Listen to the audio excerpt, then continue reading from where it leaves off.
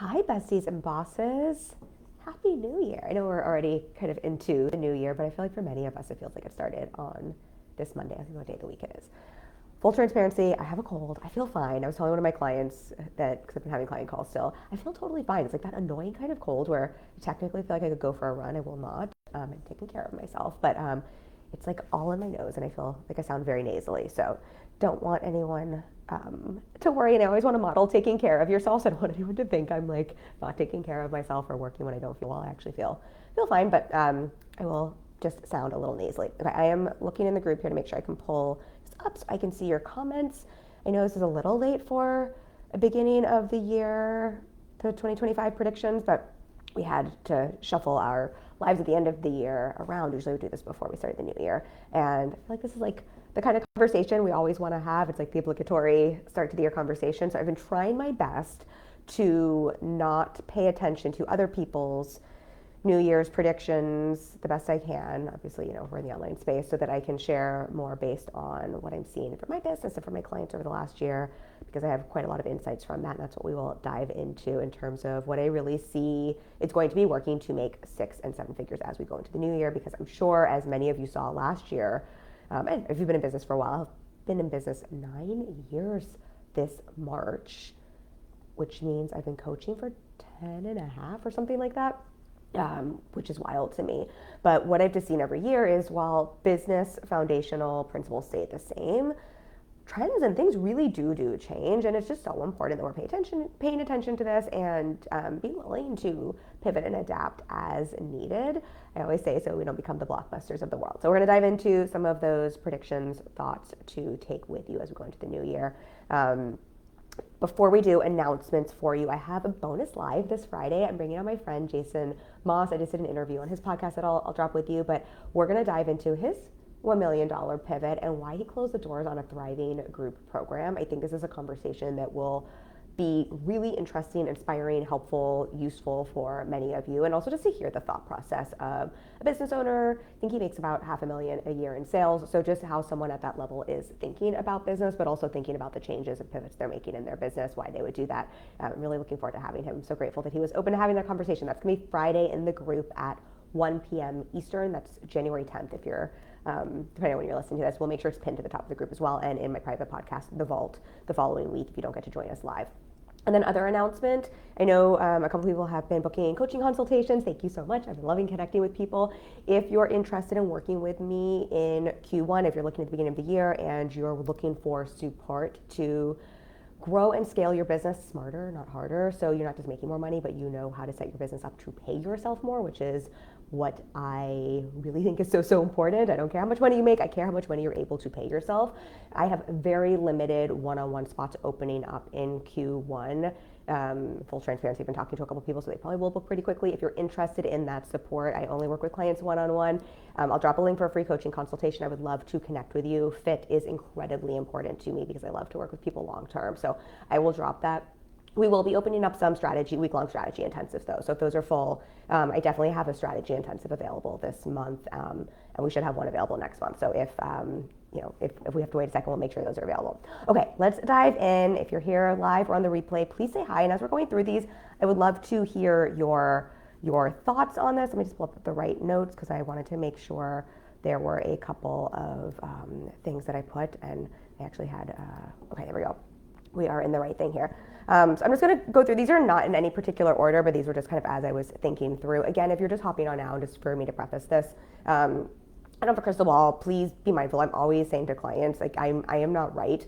I really think business is so personal, and what's always going to give you the answers in your business is taking a look at your business, taking a look at your data, taking a look at your industry.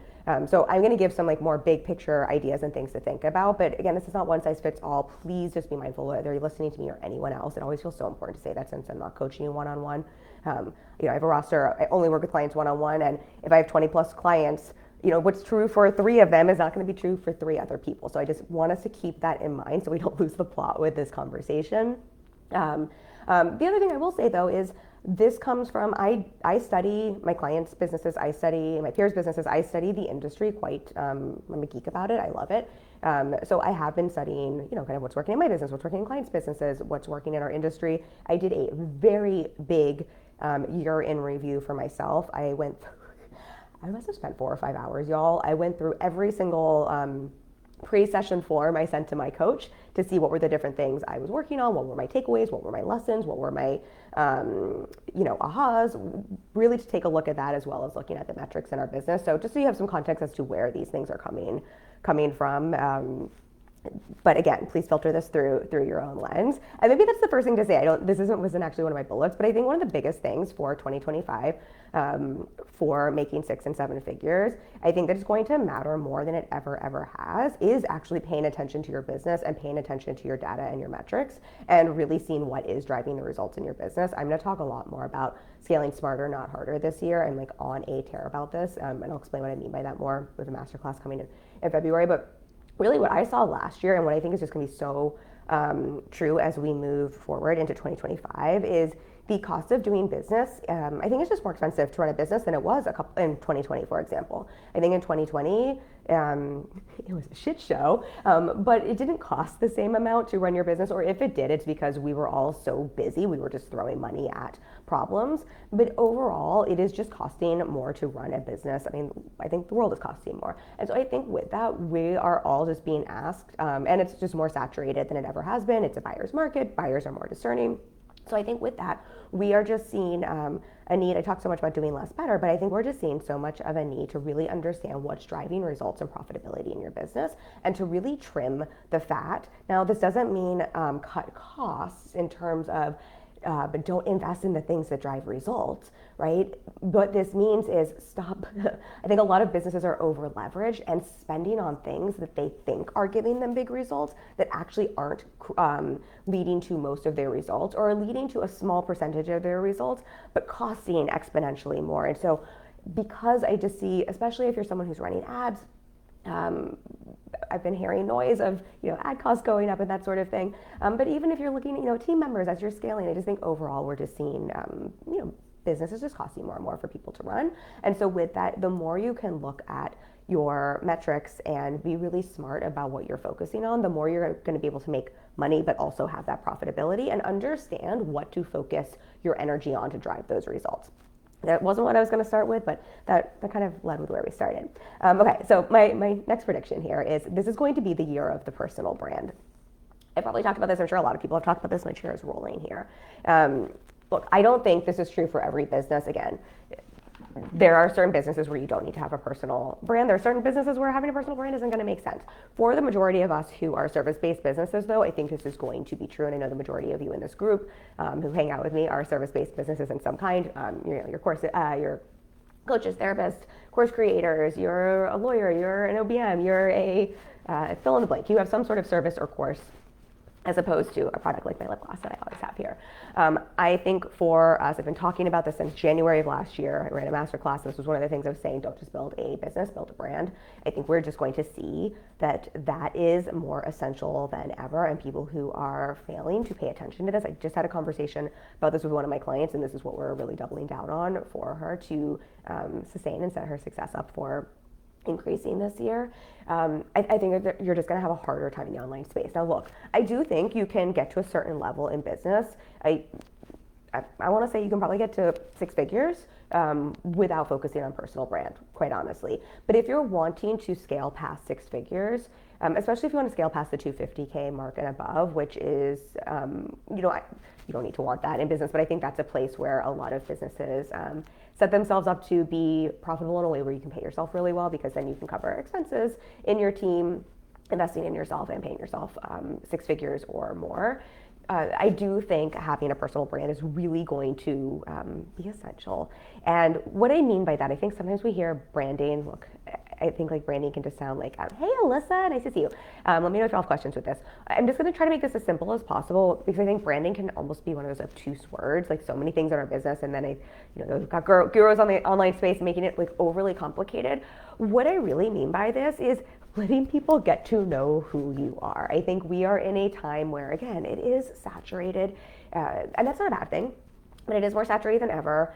Being good at what you do is kind of no longer enough, especially when we have people who are more discerning and have been burned in the online space, and there have been we've gone through a couple of years of some really problematic people and programs in the online space that I think really severed some trust. I think people, just based on even if they're thriving, I think people have a more discerning or are being more discerning with how they're investing their dollars. Literally what I was saying is, we want to not be over leveraged. We want to be leveraged in a really smart way in our business. And so when that is the case, it's no longer, enough to say like, hey, I've got a really great message and I can help you get this result you want, because everybody's saying the same fucking thing.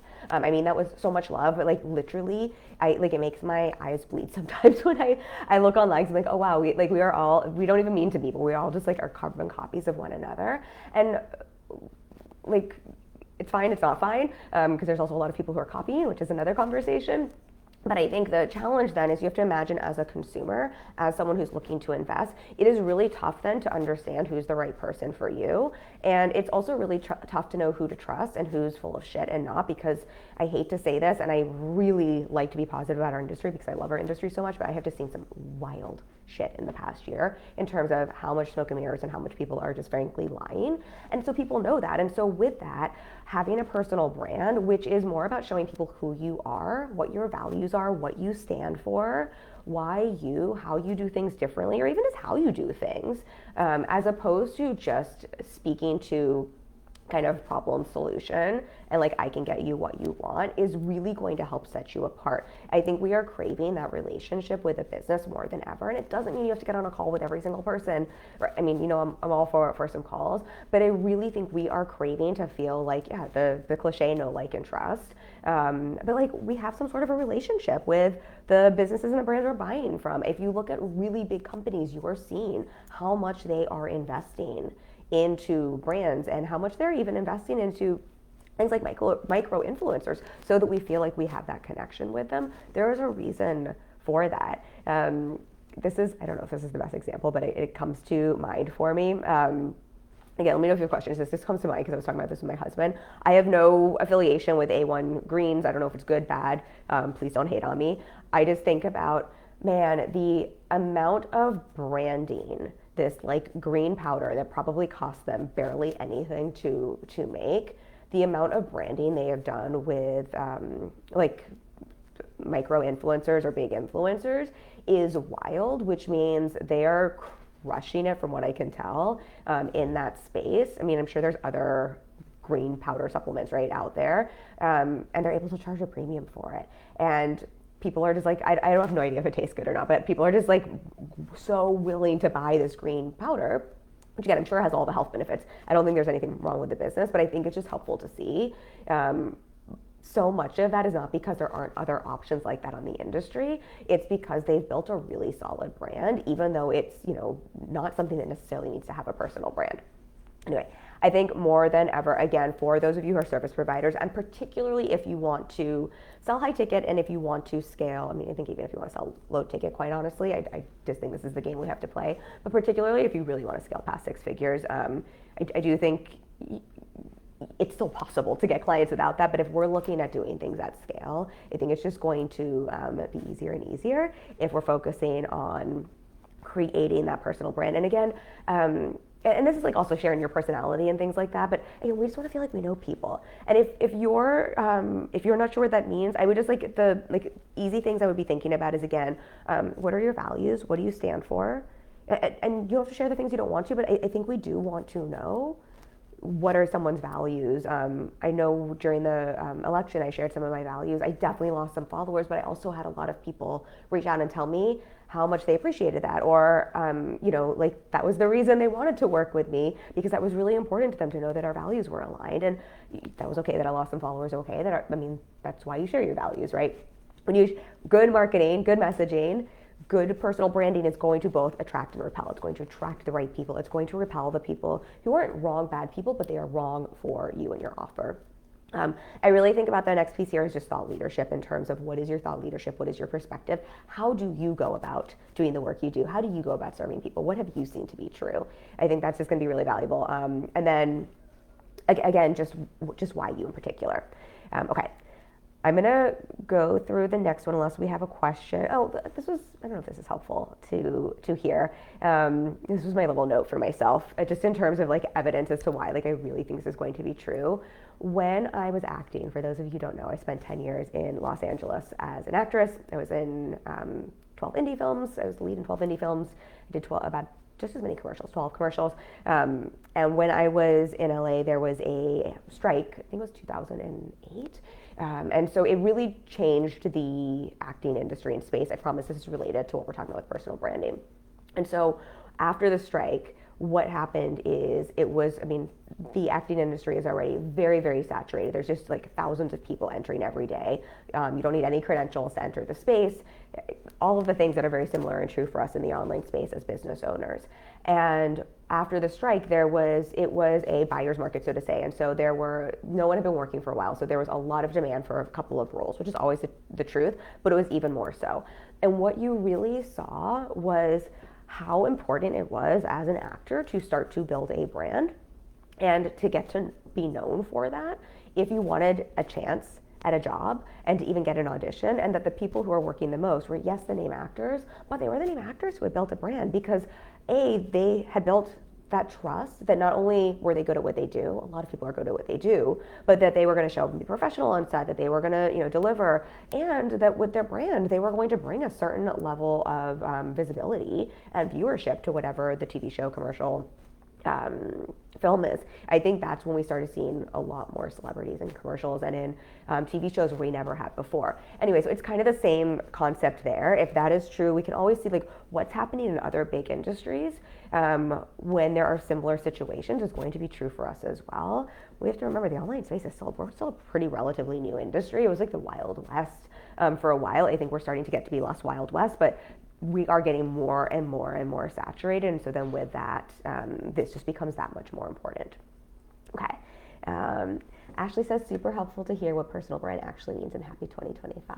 Happy 2025 to you. Nice to see you. And this is my definition of if this is helpful to hear, Ashley, this is what I mean by personal brand. I'm sure somebody else would have a different definition, but I think this is just these are the parts that are actually important. I think otherwise we like lose the plot. We're like worried about our colors and we're worried about, I don't know, fonts and logos, and not to say there isn't value in that, especially if you're working with someone for your website, but I think sometimes we can really lose it in terms of what's important as opposed to what actually drives results. This is really and truly what I've been seeing drive results. And I'm just noticing as well, if it's helpful for everyone to hear, when I have a consultation with someone, when someone hires me, what they're referencing in terms of why they're hiring me, because I'm in a very blessed place where people usually book consultations with me when they're ready to hire me, as opposed to like just looking for any coach in general. They're usually referencing certain things that are speaking to what we're talking about here in terms of me sharing my thought leadership or my hot take, so to say, or me sharing my values, or me sharing about how I think about business, or essentially why me. And so that's just helpful for people to hear. I'm just really seeing this firsthand and for clients as well. Okay, I thought I saw another comment here. The comments pop up a little weird on this for me also. Don't mind me if I'm a little bit slow. Okay, the next one here, I just think this has always been true, but I think we're going to actually see this as more of a trend going into this year. And I think we're going to see some shifts with some big companies or businesses, I should say, as well. And you are going to hear me talk about this a lot. Again, I've got a masterclass coming up in February where I'm actually going to break down a simple blueprint for how to do this. But I think this is going to be the year of scaling smarter, not harder. And I will explain what I mean by this and why I think this is going to be so true this year. So scaling smarter, not harder, what I mean by that is it is really about a couple of things. It is about keeping things really simple in business. Who is it? What's his name? Dan Martell, is that right? Someone just turned me on to his podcast. I think it's Dan Martell. He talks about how simplicity scales, complexity fails. And I was like, oh, I wish I had coined that term. It's so brilliant. But it is that simplicity scales, complexity fails over the long term. And so I've been harping on this all of 2024 about doing less better instead of overcomplicating things and really understanding that 80-20 to do less better. And the reason for this is when we do less better, it's what I was saying at the beginning of the live stream here, we're really able to focus on the few levers that give us the biggest results. So we're able to increase profit margins. And so what I really think we saw over the last couple of years is people just chasing money and chasing scaling at any expense, and honestly scaling in a way that isn't really truly the definition of what scaling means. Scaling is actually increasing your revenue at a pace that's faster than essentially the expenses, the energy, the output it takes to increase that revenue. What we really saw in the last couple of years is people just really chasing that top line revenue number at any cost, but not being very profitable or burning out in the process. And if you're not profitable and you're scaling your top line revenue, I don't mean this to call anyone out. That's great that you created a big number, but that's not actually scaling. That's just, I don't know, that's just really inefficient. That just makes me sad for you, but that's not actually what the definition of scaling is. At all, but we just saw a lot of that, and we saw a lot of people doing that because it just got really sexy to talk about inflated numbers without understanding what went into making those numbers happen. I think we also saw, because of that, we just saw, especially with 2020 and just, I think 20, we're just now starting to see kind of like the catch up, the correction, the self-correction and cleanup from 2020. We saw a lot of people come into the space with, look, it's the beautiful thing of entrepreneurialism in the online space, and the negative thing to it with, without a lot of experience or without a lot of credentials, or a lot of people who were, smoke and mirrors and kind of full of it, creating a lot of crap. I don't know, like, I shouldn't say that. I should be kind. Creating a lot of things without any thoughtfulness or intention. I think we had the MRR world of like the digital marketing thing happen, and then I think we just saw a lot of teachings where it was like, create a new masterclass and offer every single month to charge for, which does two things. One, that's just leads to a lot of burnout, and two, when we're just creating so much, it's really tough to create long-term results, because nothing is ever created with intention or created with intention or created to really facilitate results and retention. And those are all things that help create long-term results and profitability, right? Any of us can go out and quickly do some manipulative marketing, slap something together and make some money once. That is very different than being able to sell something long-term, because people are having a great experience in a program and offer, because people are getting great service, because people are getting great customer support, because people are getting great resources and tools, because people are getting great results, so that they want to stick around, or that you're, again, building that personal brand and that reputation that long term you can keep selling that program and have it become easier and easier to sell. That's what scaling smarter, not harder, is all about. And I think people have been in the space long enough, are starting to see, oh, I'm starting to see how that doesn't work, or, oh, I've been in that program and that doesn't feel good. And I think we're just starting to get over this thing of like, I'm going to try to make as much money as possible at any expense. Look, I'm all for making a lot of money. I pay myself over six figures per year. I plan to take my one-on-one practice to $1 million per year. And I care so much more about keeping things simple, working smarter, not harder, right? Doing less better, and being profitable. I care so much more that I pay myself multi-six figures per year than being able to tell you I make far more money so that I can share that on the internet. And that's really what I think we're just going to see a trend towards. I know quite a few people I really respect in the online space who have great businesses and have built successful big programs, not the kind I'm talking about that are kind of full of fluff, but programs that are really well thought out, that I have seen start to actually simplify their businesses and really simplify for a way where they're changing their offers and they're going to give up some of that top line revenue in exchange for what will actually be more likely a more simple and more profitable business, but not at that higher level of revenue. And I think we're just going to see more and more of that, because to maintain something that I think we're just seeing what it actually takes to run a business. I think we have matured in the online space and as business owners, and I think we're just seeing as that, with that maturity, what it takes in terms of expenses and what it takes to really create a program that is actually delivering something of quality is, I think, far different than what a lot of people were taught or thought a couple of years ago. And so I think, again, we're just going to see I personally think we're going to see, not everybody, there's always going to be people who are doing something different, but I think we're going to see more and more of a shift towards that, and more of a shift towards that simplicity, towards, yes, still caring about money, but really caring about that profitability. And I'm hoping, this is more a personal hope, but I think we're going to start seeing more conversations around that as well, and just what actually goes into creating results, as opposed to just hearing the flashy big numbers. I think we're just going to, again, this might be more a hope than a prediction, but I think we're starting to see that a little bit more. And I think, because I think as consumers, we're also craving and want to know that more and more. We want to know. Let's see. Okay, I don't have any questions here, so I'm gonna jump to the next one. But if you have a question for me, let me know.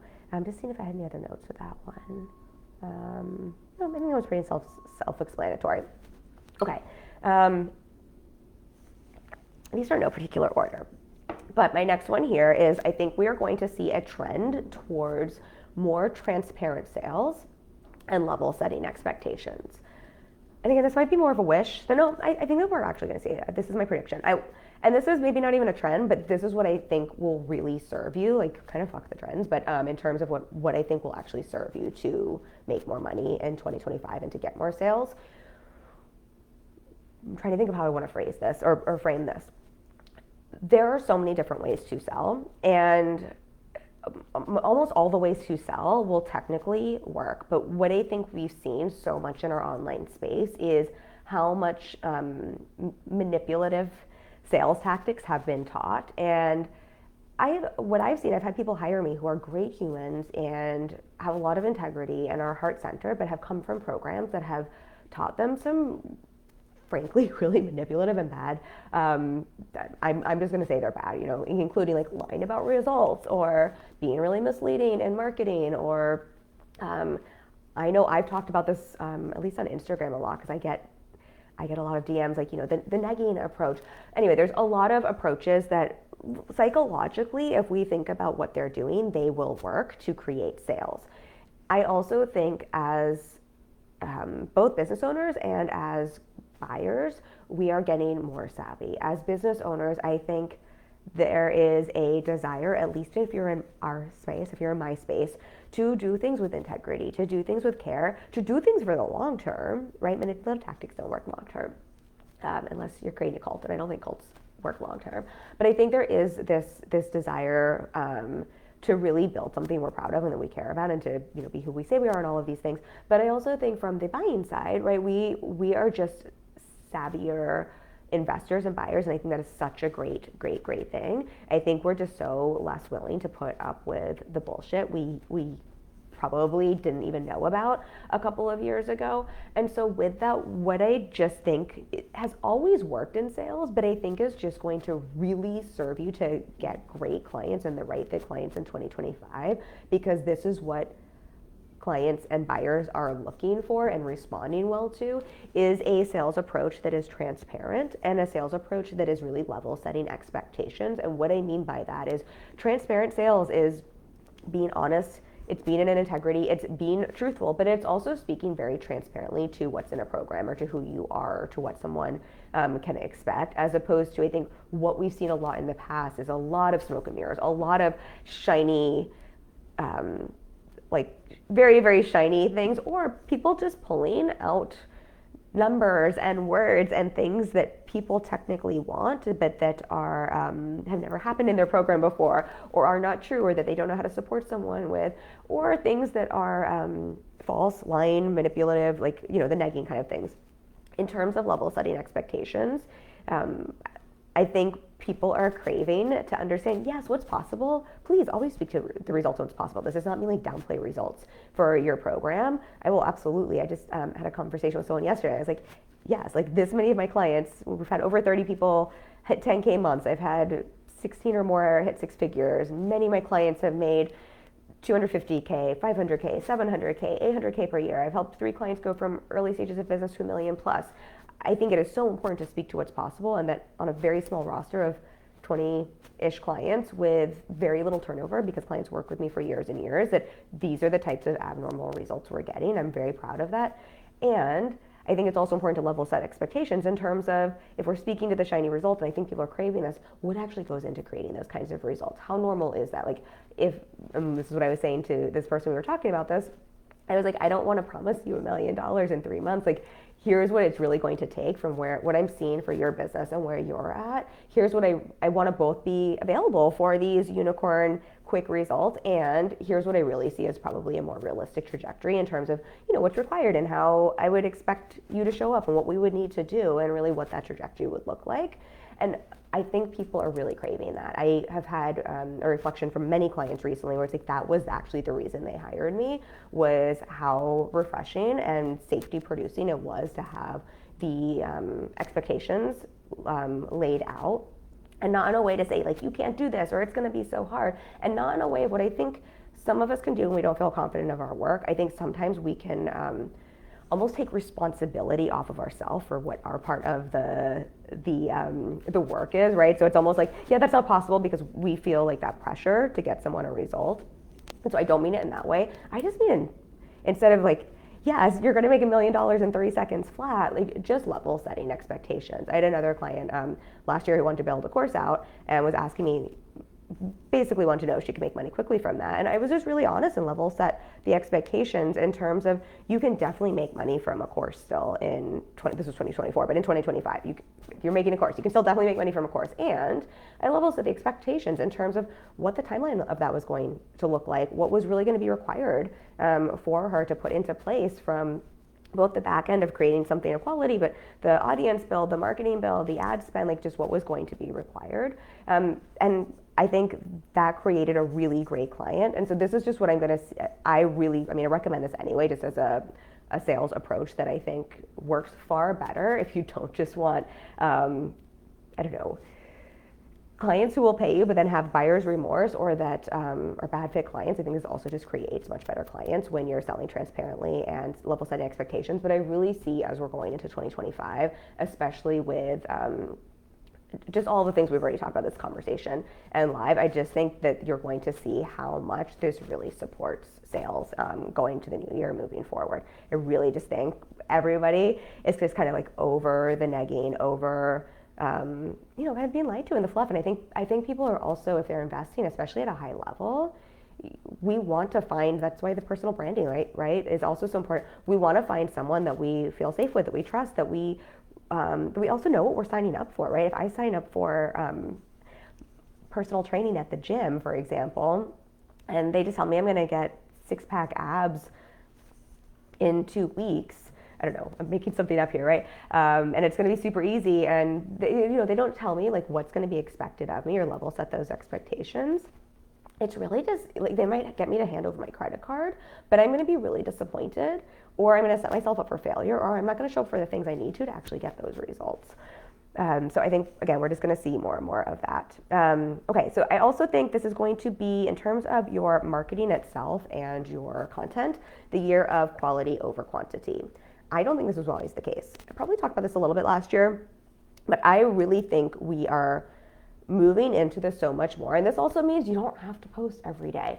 And again, I did not always say this. I have built my business on consistency, and we have probably put out content of some kind every day for almost 9 years in my business. So this is coming from someone who has posted a lot of content.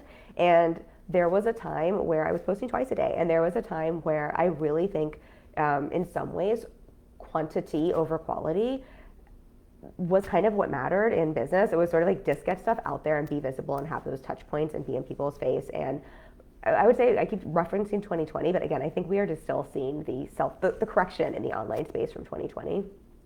That was a time of like just put out as much stuff as possible, because it is more crowded, because of AI, because there are more people putting out good content. Let's be honest, y'all. Like, people are getting good at content. That wasn't always the case, right? We just have far, far more people who are great at content, because of, again, how saturated it is. I think, honestly, also because who knows what's gonna happen with TikTok, but what that could potentially do for just how much more crowded Instagram gets, but also with how reach is happening or working, at least on most platforms right now. It is no longer when you post something, that's what gets seen by someone. It is really based on the quality of your content, how good your content is essentially, and the engagement you get with it that determines how many people see it. And so I've really been testing this over the last year. I've really seen that focusing on good content, and by good content, I mean content that your people want to consume and that they want to engage with or share or leave a comment on or save or just even silently stalk and read. as opposed to just getting stuff out there because you need to check something off of a to-do list, or because you just need to check your marketing thing, or because you're just trying to get visible, makes all of the difference. You could post 2 times per week and get far more bang from that content if it's good, versus posting 2 times per day where it's kind of mediocre, because one good post can get such exponential reach, and it can get reach from people who aren't your followers depending on what platform you're on. And so again, this is just different than how the algorithms worked and what was working in the past. I just really see that this is kind of the way we're moving. And so what I'm personally focused on, what I'm supporting clients with, is not how do we post more and more, but really how do we get more intentional? How do we drill into messaging? How do we really drill into the platforms? Content is staying platform specific. How do we pay attention to what people are consuming? What are both the social media trends, but also just what are people consuming? And then just being a lot more intentional so that we can do less better. I think in some ways it feels like that's more work, but I would really see it's the same amount of work. It's just we're truncating it into doing less better. So I mean, I definitely haven't been posting new content every day. We've far pulled back on that. We've seen far more reach and results because of that. And if hopefully that's just permission giving for some of you, that you don't need to post content every day. And in the past, I do think that made a difference. But I really do think we kind of have to step up our game. I know, I almost I'm hesitant to say this because I know I was just talking to some friends about this. I know how many people have a love-hate relationship with social media and kind of hate content and hate social media. I personally love social media, and so I love creating content. So that's just that's not my thing, but I know for many people it is, and I think that can sound like kind of a drag. And so I would encourage you, if that feels like the case, to think of what's the way to make this fun, or what's the way to see that we're so lucky with what social media can do for our businesses. Maybe think of it as a game to play. I always think of how can I just treat this as a game, and a game I want to win. But I really just do see that social media marketing, you can grow your business without it, but it's going to be far easier with social media. You can still do it organically.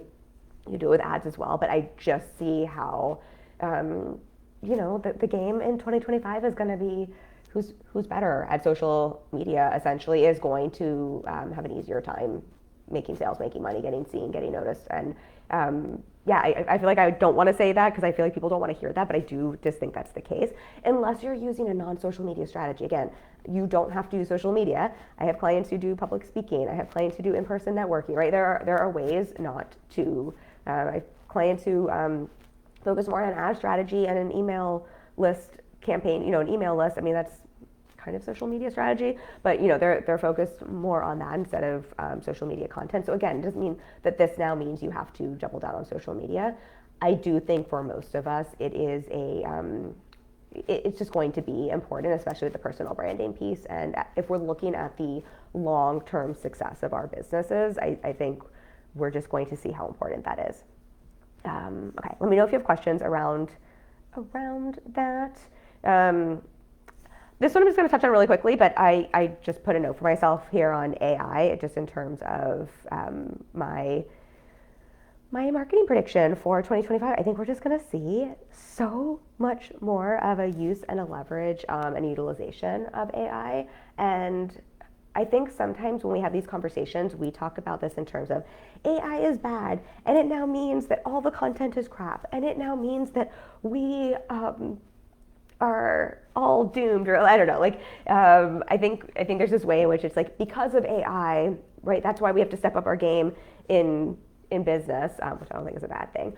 But what I really mean here is this is just my prediction. Take this or leave this, but I think, in general, when we look historically at businesses that fail to pay attention to what is the trends and the adaptations and how to change with the times, and that don't pay attention to technology, tend to suffer. It doesn't happen immediately, but it catches up with them.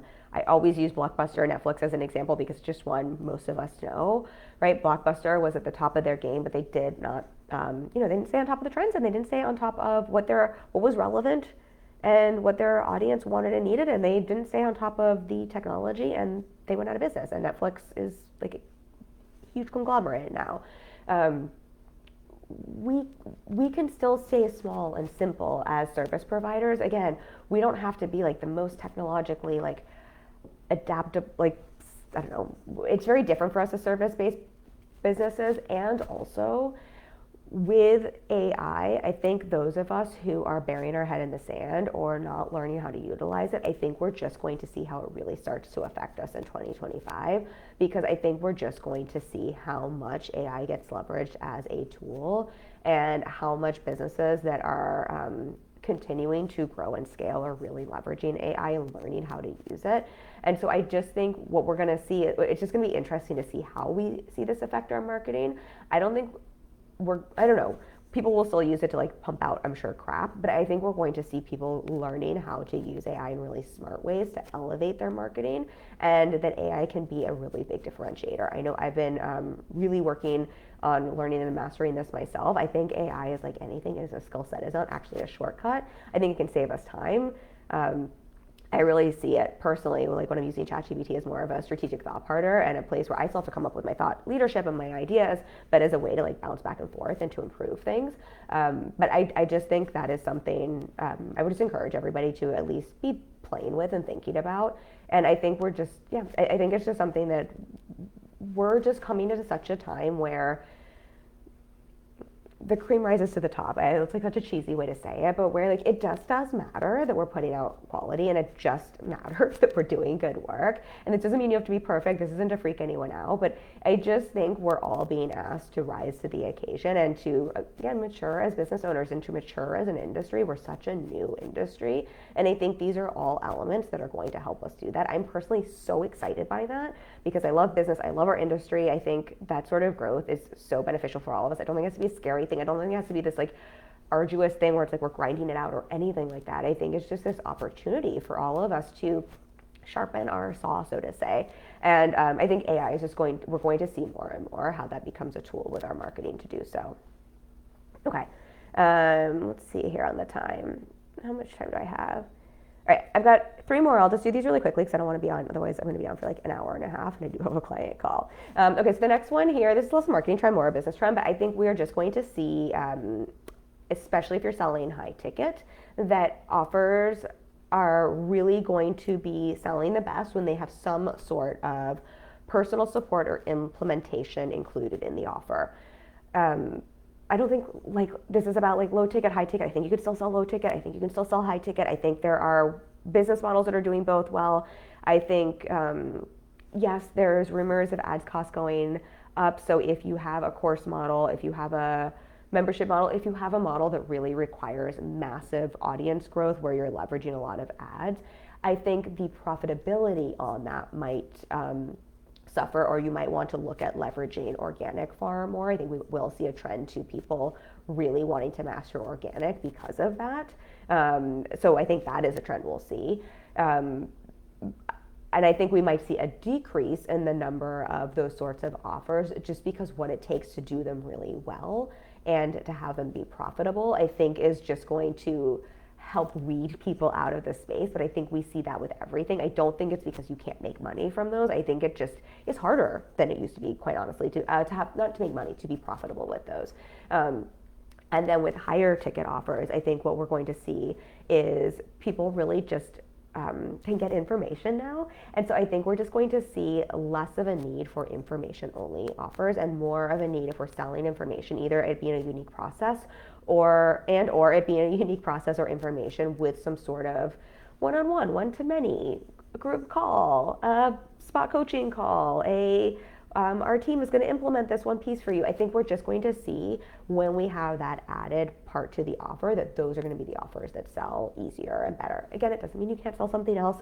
This is not one size fits all, but I just see based on all the things we've been talking about here and the way the industry is going, I think this is what people are craving and are going to be more likely to buy.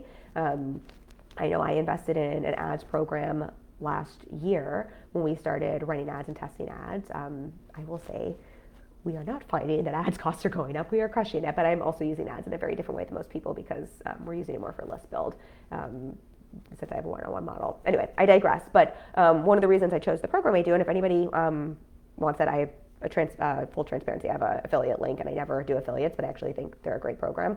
You can DM me and I'll happily give it to you. But one of the reasons I liked it is they not only gave the information and they had a unique process for how to run ads and test ads, but they included one-on-one calls and one-on-one coaching with that, as well as group coaching calls. And personally for me, I know like information is one thing, having that one-on-one call to help distill that information, apply that information, or implement that information changes the game, and that's why I invested in that program. I think that's just an example. I think we're just going to see more and more. Those are the programs that are really thriving, and they're just going to.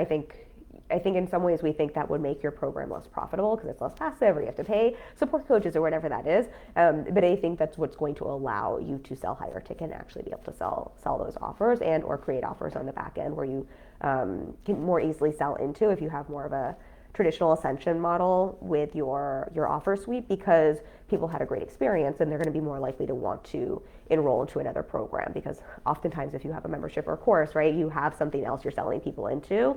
So we have to remember think long term with our offer suite, not just how are we making a sale and how are we making a buck, but how are we delivering a great experience, helping people get that result. So especially for selling something else, right, they're going to want to continue into that. Okay, so that's that one to see.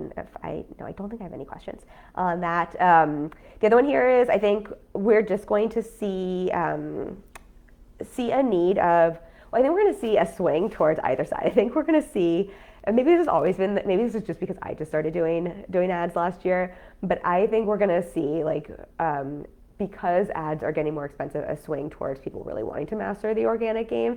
And I think we're going to see, because it is saturating the organic, there's just so many people who are good at content in the organic game, a big swing towards people wanting to master ad. And so I think we're just going to see this swing and some polarization with that. And what I would just say is, usually from my experience, organic works, and organic is really important because we don't ever want to rely only on ads, and ads tend to amplify what is already working. And so ads tend to only work if your organic is working and if your funnel is working. And so my invitation to you, and this is just what I think will work to make money next year, is to always focus on organic. And then if you want to put rocket fuel to what you're doing, I do think, even if ad costs are going up, I do think having some of that combination for a lot of businesses, because it is more saturated, it is harder to get seen, and there is more competition than ever with good content. I more than ever have been recommending to clients to at least learn ads as a skill set and to have that as a tool in their back pocket, because ads also, if you're good at organic and you get good at ads, right, they can guarantee that some of your stuff is actually getting seen. And it is a way that for many of you can do less better, right, as opposed to constantly trying to crank out content. Or if you don't want to become the world's best organic marketer, you can become a good enough organic marketer and use ads instead of spending all of your time content marketing, right, to bring in that visibility and that traffic. So I know not everybody would say that, but I think we're going to see that pendulum swing. But I would really be thinking about, always we want some organic.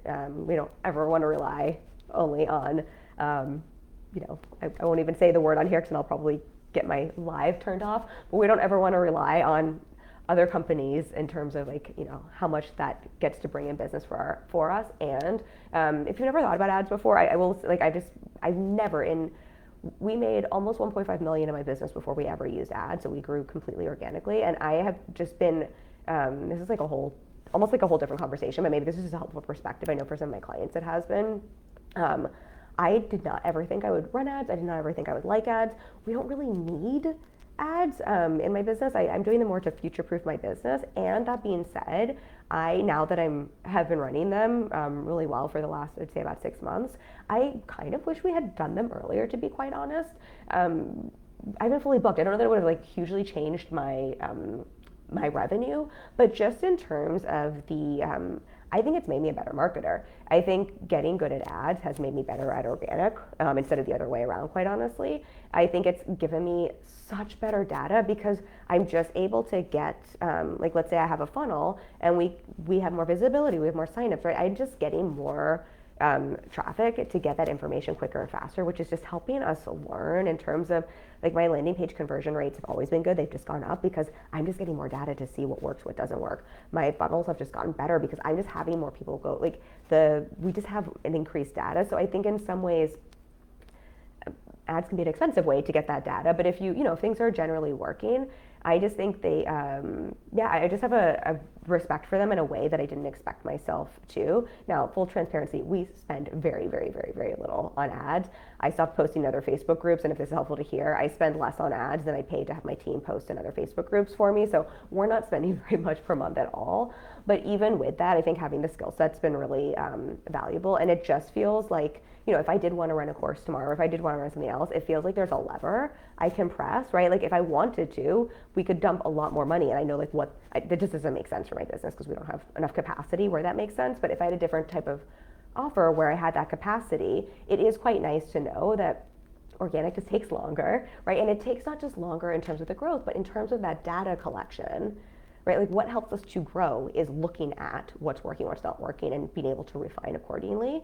So I love knowing that there's this lever over here that based on how much I put in, I kind of can guarantee and know what I'm going to get on the back end. And I think for a lot of business owners, there's a lot of security and certainty and safety that can come in that. So you're paying to get that data. You're paying for that learning curve. You have to make sure that your offer on the back end and with what you're spending obviously keeps you profitable. We're scaling smarter, not harder in 2025. But yeah, I do think there's going to be the swing on that. And then what I would say in terms of what's working, I really think for many people having the availability to press both levers is going to be beneficial. So if that's helpful for a different perspective there. All right, last one. I will just touch on this one really quickly because we've done live streams on this. We've done a lot of conversations on this, but I do think what we're going to see working marketing-wise, this has always been what's worked marketing-wise, but I really think we're going to see this in 2025. It's going to be the year of the strategic customer journey and funnels. I said treating your business like a business, but that's just because I feel like I'm always on a fucking tear about treating your business like a business, but that's my own personal soapbox. What I mean by this, I don't think this is new, but I think what we saw in 2024 in particular is a lot of people come into the marketing space with MRR, not recurring revenue, not monthly recurring revenue, but the master resell rights programs, like the digital programs where they I don't even know the whole thing there. It seemed like the new pyramid scheme.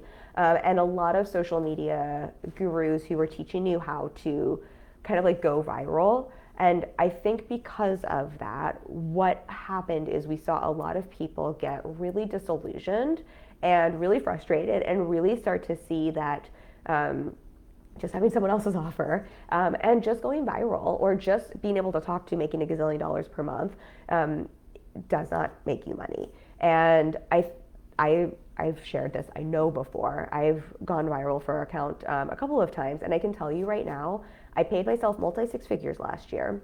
My business made multi-six figures last year.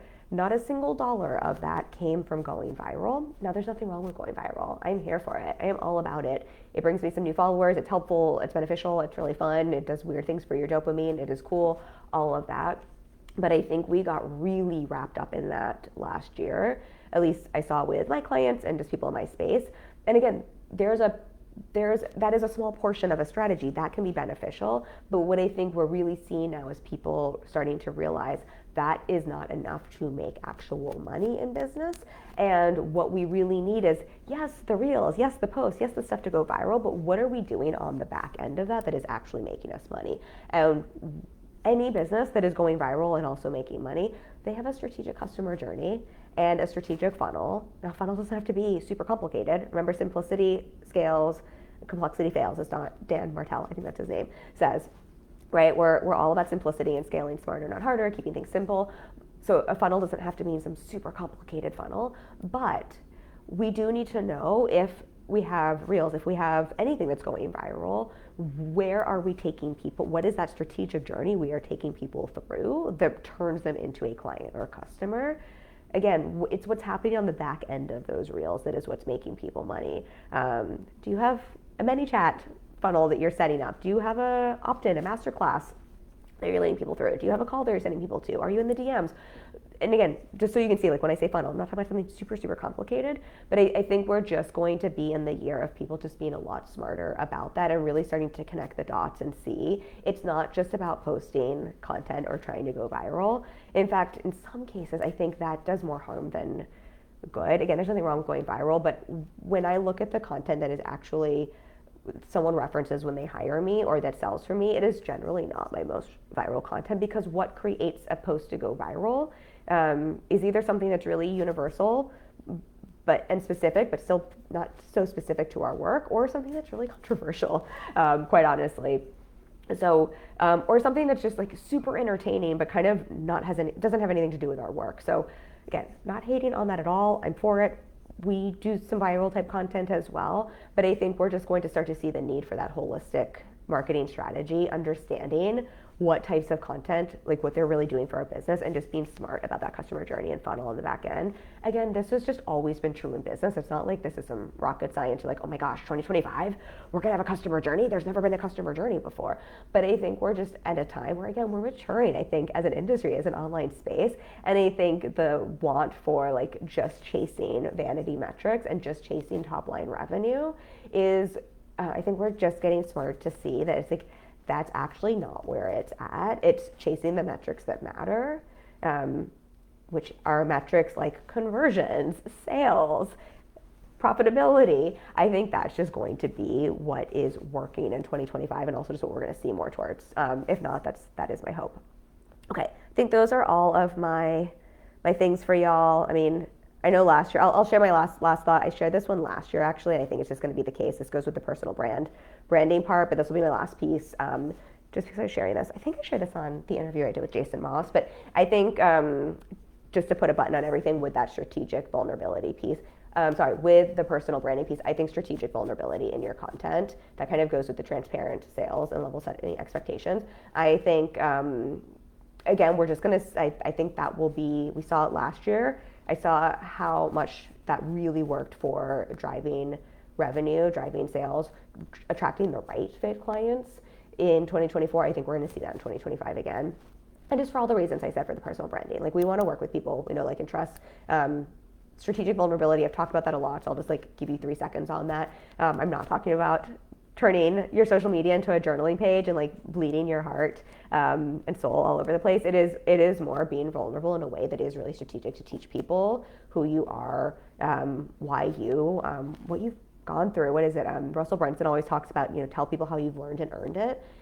That's what strategic vulnerability is. I think people also just want to know, like, what is really true? Like, how did we learn and earn it? What did we go through? Why are we able to claim the things we claim? So I think that is going to be something that works really well for your marketing in 2025. All right, I love y'all so much. I need to hop off because I've got a client call. Hopefully next week. I'm just looking at my face. I'm like, yes, I definitely look like I'm sick, but I don't feel so bad. So hopefully next week I will not sound so nasal. I hope you have the best start to 2025. I'm so excited for this year ahead. I think this is also going to be a really, really good year. Fun is my word for 2025. So I think it's going to be a very fun year. And I can't wait to be back next week. I've got a fun call. Oh, well, I'll be here on Friday. So join me on Friday at 1 p.m. Eastern for that conversation with Jason Moss about his $1 million pivot and why he closed down a thriving group program. I think that'll be a conversation that'll be very, very valuable for you. And then next week, I'll be back with another topic for you I'm excited to dive into. I think we're talking about the biggest mistake I made the first year I made more than $250K in my business. I think that's what we have next week. So I will see you then. I love you all. Bye.